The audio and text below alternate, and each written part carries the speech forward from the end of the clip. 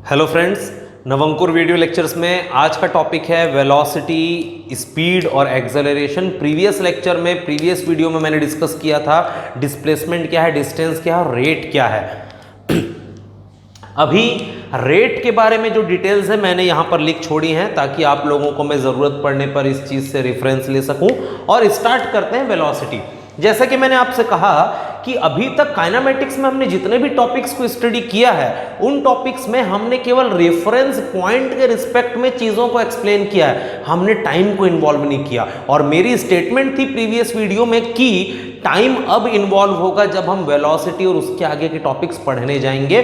और टाइम के इन्वॉल्वमेंट के साथ एक वर्ड के साथ हमें फेमिलियर होना जरूरी है, जो कि है रेट। तो रेट मतलब क्या? रेट ऑफ अ क्वांटिटी और rate of change of a quantity is nothing but total change in quantity upon total change in time. Time के साथ कोई चीज कितना बदल रही है, एक यूनिट टाइम में वो कितनी चेंज होती है, इसको कहा जाता है रेट। तो समझते हैं वेलोसिटी। वेलोसिटी क्या है? हमने ये देखा डिस्प्लेसमेंट मतलब एक इनिशियल पॉइंट से एक फाइनल पॉइंट तक अगर कोई बॉडी ट्रेवल करती है तो उसका स्ट्रेट लाइन फॉर्म में अगर आप रिप्रेजेंट करें तो वह है डिस्प्लेसमेंट। मेरा क्वेश्चन ये है कि सर एक पर्टिकुलर पॉइंट से दूसरे पर्टिकुलर पॉइंट तक अगर कोई बॉडी ट्रेवल कर रही है तो कितने समय में कर रही है, उसका जो डिस्प्लेसमेंट हो रहा है वो डिस्प्लेसमेंट कितने टाइम में हो रहा है। और अगर वो टोटल डिस्प्लेसमेंट टोटल टाइम में हो रहा है तो एक सेकेंड में कितना डिस्प्लेसमेंट होगा, that is the meaning of velocity. तो यहां पर देखिए velocity is nothing but rate of change of displacement of a body. किसी बॉडी की वेलोसिटी को हम डिफाइन करते हैं उसके विस्थापन में परिवर्तन की दर से। और आपको पता होना चाहिए rate of change of displacement मतलब change in displacement per unit change in time. और इसको हम कैसे लिख सकते हैं? Total change in displacement upon total change in time. इसलिए मैंने वेलोसिटी को लिखा total change in displacement upon total change in time. यहां पर याद रखें डिस्प्लेसमेंट एक वेक्टर है, इसलिए वेलोसिटी भी एक वेक्टर क्वांटिटी होती है, टाइम स्केलर होता है। तो यहां पर दो क्वांटिटीज से मिलकर वेलोसिटी बना, उनमें से एक स्केलर और एक वेक्टर। एक सिंगल वेक्टर के आने से भी आपकी पूरी क्वांटिटी वेक्टर हो जाती है। तो वेलोसिटी एक वेक्टर क्वांटिटी बिकॉज ये डिस्प्लेसमेंट को रिप्रेजेंट करती है टाइम के रिफरेंस में और इसकी यूनिट होती है मीटर पर सेकेंड। अगेन अगर डिस्प्लेसमेंट डिस्क्रीट वैल्यूज या सेपरेटेड वैल्यूज के फॉर्म में नहीं दिया, आपको वो फंक्शन के फॉर्म में दिया है, तो डिस्प्लेसमेंट का first derivative with respect to time ये कहलाता है वेलोसिटी। तो ये है वेलोसिटी। जब भी क्वेश्चन आए वेलोसिटी से रिलेटेड दो चीजें आप कर सकते हैं, पहला total change in displacement upon total change in time, दूसरा अगर डिस्प्लेसमेंट फंक्शन के फॉर्म में गिवन है तो आप उस गिवन फंक्शन को टाइम के रिस्पेक्ट में डिफरेंशिएट करें, फर्स्ट डेरिवेटिव आपका कहलाएगा वेलोसिटी। एक और इंपॉर्टेंट बात कि सर अगर वेलोसिटी वेक्टर है तो वेलोसिटी का डायरेक्शन क्या होगा? तो वेलोसिटी का डायरेक्शन हमेशा चेंज इन डिस्प्लेसमेंट के डायरेक्शन में होता है। इसको याद रखिएगा, ये बहुत इंपॉर्टेंट की पॉइंट है। जनरली लोग बोल देते हैं वेलोसिटी का डायरेक्शन डिस्प्लेसमेंट के डायरेक्शन में होगा, नहीं, वेलोसिटी का डायरेक्शन चेंज इन डिस्प्लेसमेंट के डायरेक्शन में होगा। चेंज इन डिस्प्लेसमेंट मतलब डेल एस, डेल एस मतलब S2 minus S1, final displacement minus initial displacement. और आपको वेक्टर अलजेब्रा के थ्रू ये सब्ट्रैक्शन फाइंड करते आना चाहिए। तो आप हमारा रेफरेंस ले सकते हैं वीडियोस का, वेक्टर अलजेब्रा जब हमने वीडियो रिलीज किया था तो उसमें सब्ट्रैक्शन ऑफ वेक्टर के टॉपिक को जाके एक बार स्टडी करी, वहां आपके समझ में आएगा कि V2 माइनस V1 का डायरेक्शन कैसे फाइंड किया जाता है। तो जिस पैटर्न पे V2 माइनस V1 दो वेक्टर्स के डायरेक्शन को हमने वहां फाइंड किया था, सेम पैटर्न पे यहां पर हम S2 माइनस S1 फाइंड करेंगे।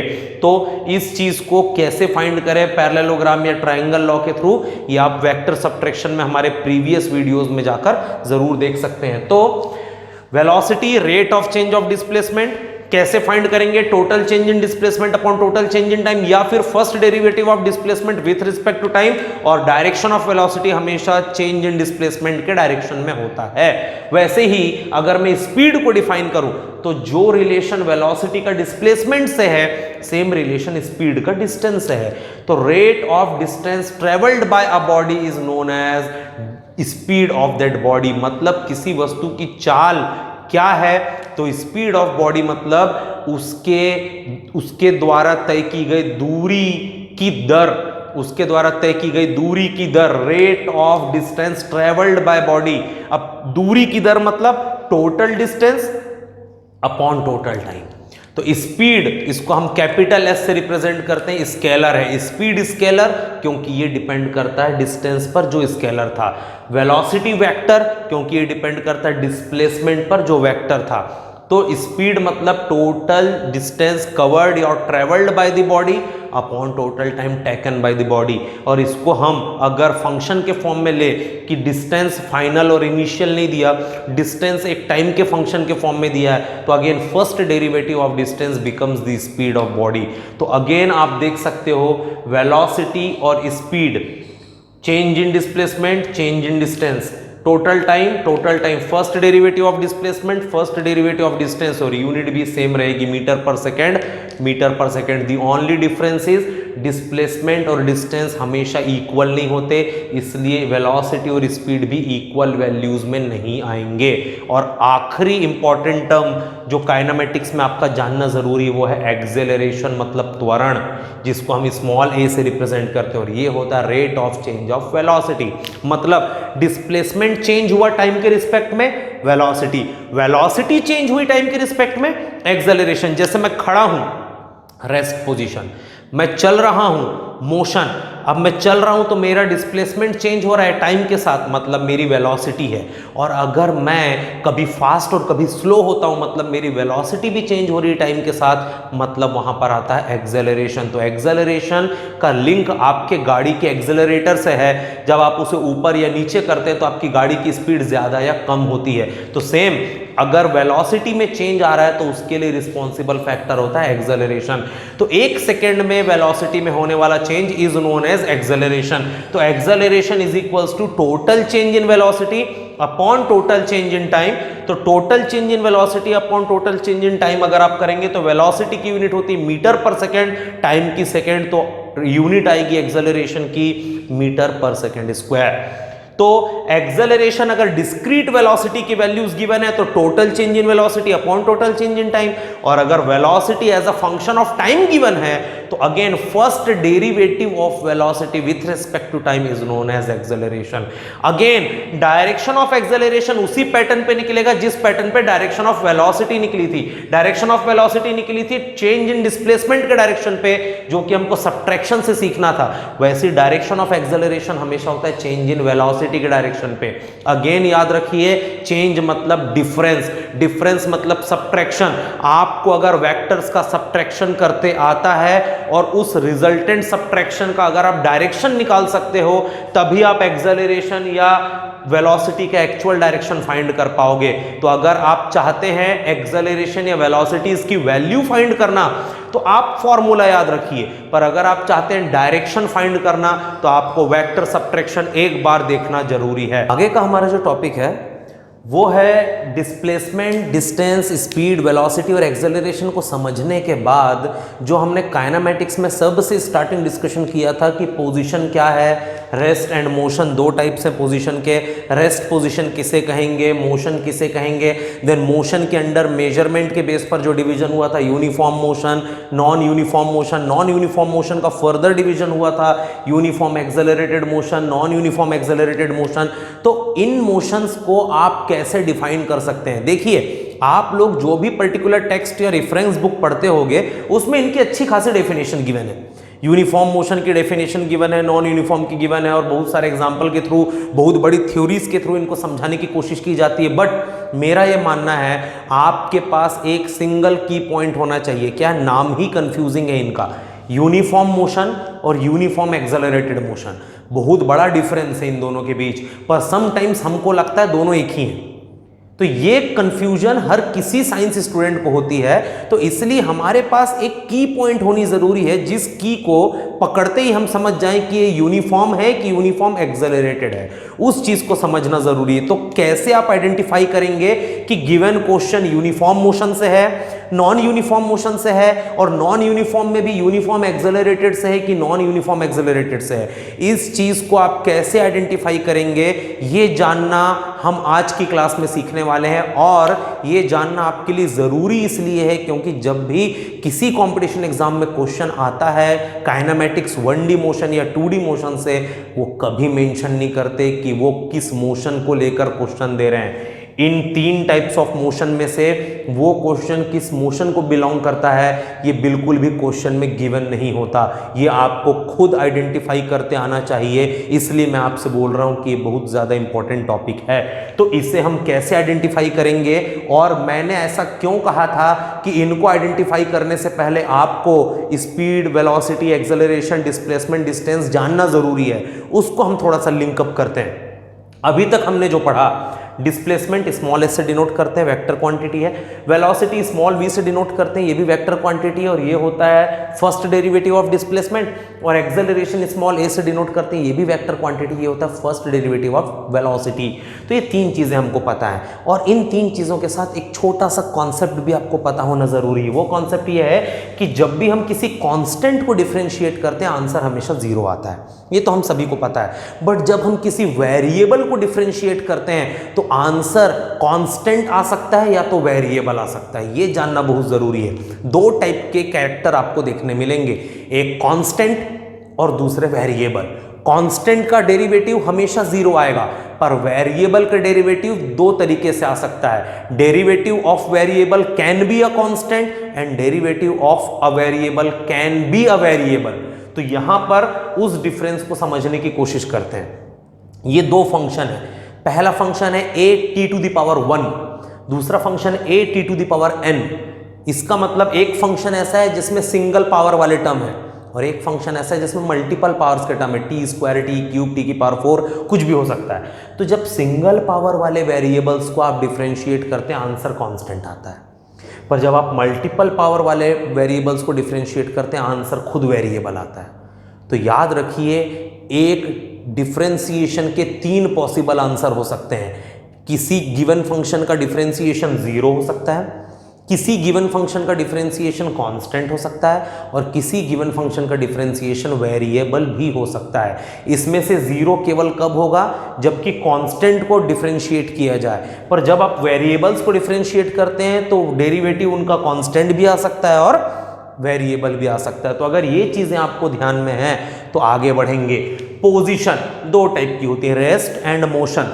रेस्ट पोजीशन किसे कहेंगे? रेस्ट पोजीशन मतलब जब रेफरेंस कैमरा के रिस्पेक्ट में मैं एक ही पोजीशन पे खड़ा रहूं। तो अगर मैं कंटिन्यूअस एक ही पोजीशन पे खड़ा हूं, रेफरेंस के ना पास जा रहा हूं ना दूर, तो इस केस में मेरा displacement with respect to reference constant हुआ।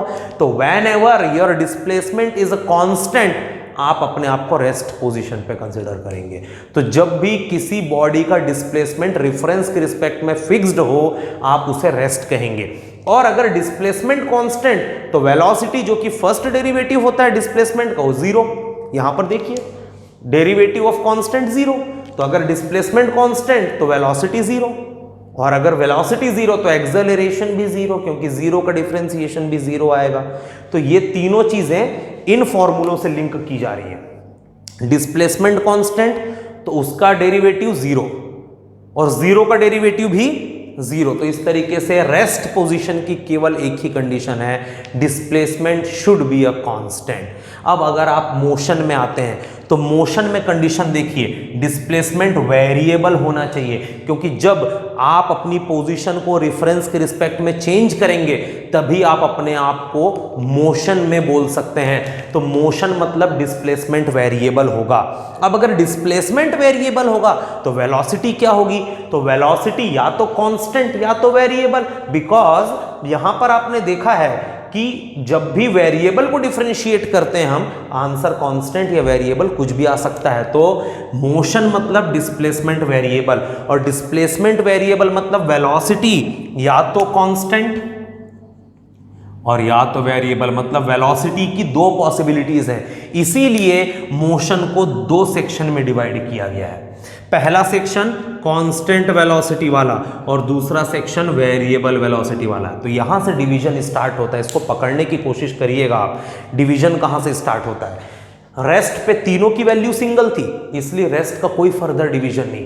पर जब आप मोशन में आए तो मोशन में डिस्प्लेसमेंट की वैल्यू सिंगल थी, पर वेलोसिटी की दो पॉसिबिलिटीज हैं, इसलिए मोशन फर्दर दो सेक्शंस में डिवाइड हुआ। अब वेलोसिटी की अगर दो पॉसिबिलिटीज है तो एक्सेलरेशन की तीन होंगी। कैसे? कांस्टेंट अगर वेलोसिटी है तो एक्सेलरेशन 0, और अगर वेरिएबल वेलोसिटी है तो एक्सेलरेशन कांस्टेंट या वेरिएबल कुछ भी आ सकता है। तो इस तरीके से डिस्प्लेसमेंट वेरिएबल, वेलोसिटी कांस्टेंट और वेरिएबल, और एक्सेलरेशन 0 और कांस्टेंट और वेरिएबल। तो वेलोसिटी दो टाइप से आ सकती है मोशन में, इसलिए मोशन के दो टाइप हैं, एक है यूनिफॉर्म मोशन, दूसरा है नॉन यूनिफॉर्म मोशन। अब यूनिफॉर्म मोशन कौन? तो अगेन मोशन में अगर आप एंटर कर गए हो तो डिस्प्लेसमेंट हर जगह वेरिएबल रहेगा। देखिए, तो यूनिफॉर्म मोशन में भी डिस्प्लेसमेंट वेरिएबल, नॉन यूनिफॉर्म में भी डिस्प्लेसमेंट वेरिएबल, बिकॉज मोशन मतलब डिस्प्लेसमेंट वेरिएबल। पर यूनिफॉर्म मोशन वो जिसमें वेलोसिटी कांस्टेंट, और नॉन यूनिफॉर्म मोशन वो जिसमें वेलोसिटी वेरिएबल। तो यहां देखिए, uniform motion displacement variable, velocity constant और एक्सेलरेशन 0।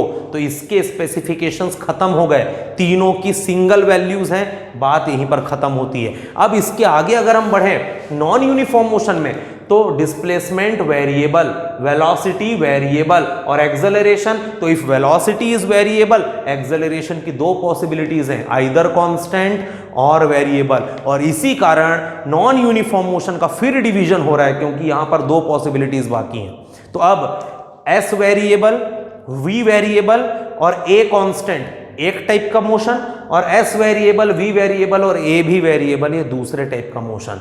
तो यहां पर देखिए, मोशन मतलब एस वेरिएबल, मोशन मतलब एस वेरिएबल, एक्सेलरेटेड मतलब वेलोसिटी बदल रही है तो वी भी वेरिएबल, और यूनिफॉर्म मतलब a constant.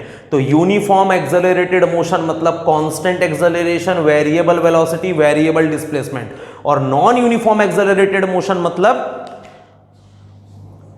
Displacement variable, velocity variable और एक्सेलरेशन भी वेरिएबल। तो ये की पॉइंट है, ये तीन टाइप के मोशन। अब फर्दर डिवीजन खत्म हो गए, रेस्ट में तीन यूनिक वैल्यू, यूनिफॉर्म की तीन यूनिक वैल्यू, यूनिफॉर्म एक्सेलरेटेड की तीन यूनिक वैल्यू और नॉन यूनिफॉर्म एक्सेलरेटेड की तीन यूनिक वैल्यू।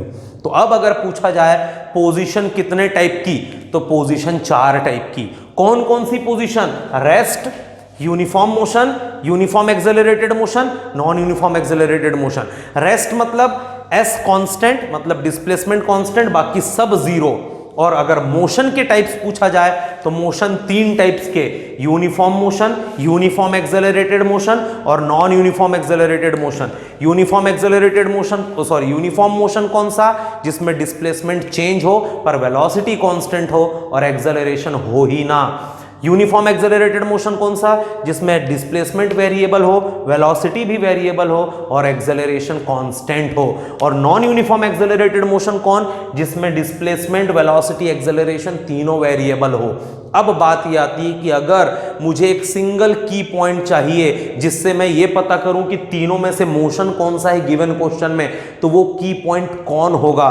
तो मेरा आंसर है वो की पॉइंट होगा आपका एक्सेलरेशन, क्योंकि आप तीनों टाइप्स ऑफ मोशन को देखिए, एक ही वैल्यू है जो तीनों में वेरी कर रहा है और वो है एक्सेलरेशन।